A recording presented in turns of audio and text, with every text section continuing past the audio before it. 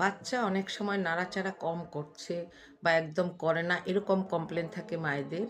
সাধারণত বাচ্চা কম নাড়াচাড়া করে মা যদি পুষ্টিকর খাবার বা ফ্লুইড জাতীয় খাবার কম খায় সেই ক্ষেত্রে নাড়াচাড়া কম হয়।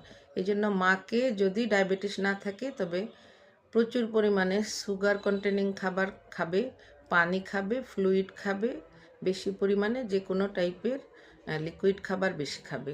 আর বাম পাশে মা যদি কাত হয়ে শোয় সেই ক্ষেত্রে বাচ্চার ব্লাড সার্কুলেশন ভালো হবে এবং বাচ্চা ভালো নড়াচড়া করবে।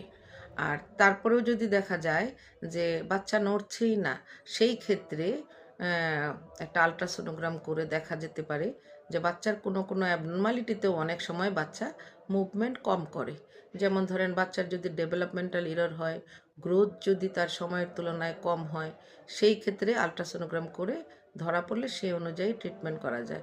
ভালো কথা। আরেকটা ব্যাপার, যেমন ধরেন সামনেই রোজা আসছে, সেই জন্যই বলা, রোজা রাখলে যেহেতু দীর্ঘ সময় মা না খেয়ে থাকে, সেখানে শুধু না খাওয়াই নয়, পানি কম থাকে, সেক্ষেত্রেও কিন্তু বাচ্চার নাড়াচাড়া কমে যেতে পারে। যেটা ভয়ের নাই, পানি খেলেই ঠিক হয়ে যাবে। সুতরাং সব কিছুরই সমাধান আছে। সমস্যা থাকলে অবশ্যই ডাক্তারের শরণাপন্ন হতে হবে। ধন্যবাদ।